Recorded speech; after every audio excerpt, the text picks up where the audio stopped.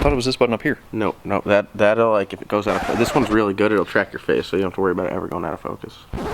What's up, guys? Welcome back to High PSI TV. We are up here at RPM Motorsports, and today we are going to talk about the difference between water-to-air intercoolers and air-to-air intercoolers. We just put a water-to-air on John's cow Marrow, so we can go put some things in the dirt. See Instagram description below. Anyway, I'm gonna walk outside. It's a little windy outside, so hopefully this little sock on this camera will still pick up my voice all right. And we'll go over his car, what was on it and what's on it now, and then I'll come back inside and explain the difference between the two. Right, John? Hell yeah. Alright guys, we're outside behind RPM. We got John's car out here. We're not working on it tonight, which is kind of a nice break for me. I get to go home and like actually make dinner and enjoy myself a little bit. So here's the scenario that we have now. We got our Pro Charger water-to-air intercooler on here. We've got our two water lines. We haven't hooked those up yet because we're being lazy. And we just had to redo the intercooler tubing a little bit so that it would connect to that intercooler. Here's our old air-to-air intercooler with damage. So you can see on this intercooler one of the welds broke, and that's where our boost leak was coming from. John found that a couple of weeks ago, and that's when we decided to pull the trigger on going water to air. So first, start by looking at the size difference. You can see the air to air is about twice as big than it's the water to air, and they're both rated at being able to support the same horsepower, which is about 1100. What they tell me is the water to air is a little bit more efficient, so it's good for about 1200. So both of these are Pro Charger units. So basically, here's how this works. Your air-to-air intercooler has air come in one side and go out the other, and the air flows across the intercooler inside and through it outside. So basically, it's like a radiator for your air. The issue with this is ambient temperatures can really play a role on your inlet air temps, and inlet air temps are what kills pistons and, you know, bad things happen to engines. The water-to-air intercooler has air in the bottom, air out of the top, and it's got an intercooler brick welded in the center. The difference with this is water flows through the core instead of ambient air. So what you can do is you can run a heat exchanger to help cool the water down, or you can run an ice tank, which is also really good for getting your inlet air temps lower. So you can see packaging-wise, the water-to-air is a little bit thicker, more square, where the air-to-air is a little bit longer and rectangular. Depending on what you do with your car is going to lean you more towards water-to-air or air-to-air. Air-to-air, more street stuff; water-to-air, more race car stuff.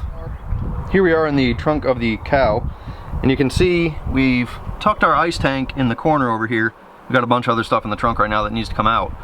So basically, this is what holds your water and ice in reserve for your intercooler up front. This has an in-tank water pump, which is basically a bilge pump for a boat. And that's strong enough to flow water from the back of the car all the way to the front. And then you got a couple water lines coming off of it, a drain and a vent.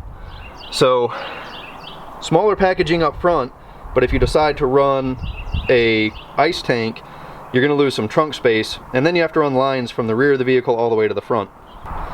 So also, on John's car, we have a heat exchanger for it, which would go over here in the area that isn't taken up by the intercooler for street driving. And what that does is it acts basically like a radiator for your intercooler system, and it helps cool the water down so you don't have to stop and put ice in it all the time. Because if you just recirculate hot water through this intercooler system over and over, it just keeps getting hotter and hotter and hotter. So the heat exchanger helps dissipate some heat. So on John's car, that's the basic setup. What I'll do is we will look at the Tahoe. Now the Tahoe technically is water-to-air as well. And I apologize for the engine bay being dirty. As you guys know, the transmission is still out of this thing, waiting on the new one to get here.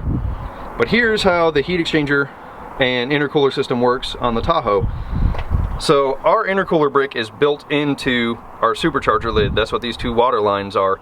So there's a little brick in here that all of the air that goes into the engine flows through, and that's cooled with water. Come over here, we have our ice tank. So this is a 5-gallon, John has a 7-gallon. And I put mine under the hood just because I had room to do it. Most cars you don't. The major difference between my car and John's car is this is just driven on the street, so I have a heat exchanger as well. And I don't know if you guys will be able to see it, but the heat exchanger is right behind the grill. It's out of a ZL1, it's a stock size. I didn't need anything bigger because I'm not making a lot of power, so I'm not creating a lot of heat. So basically, instead of having my intercooler mounted in the front of the car like John's, mine's in the supercharger lid, still have a tank, but I also have a heat exchanger behind here.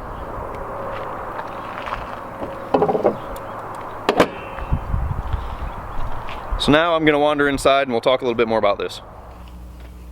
Alright guys, so that's basically what water-to-air intercooling looks like and air-to-air intercooling looks like.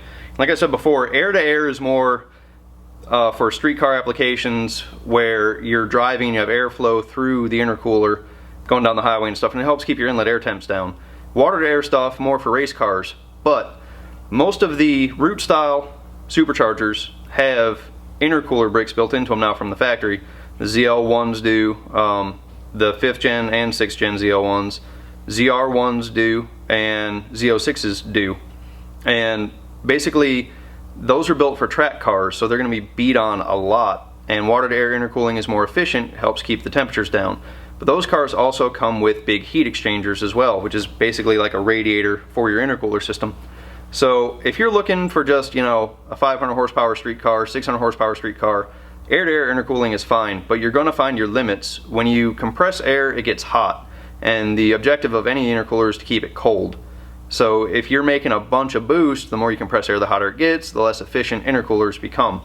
So water-to-air might be something you want to look into. ProCharger's new kits for the 6th gen Camaros, you can order either air-to-air or water-to-air depending on what you want to do. Our shop car, we're in the process of switching over water-to-air. We had the car at the track, and when we were beating on it, we're making a good amount of boost. Our inlet air temps were getting higher than we wanted them to.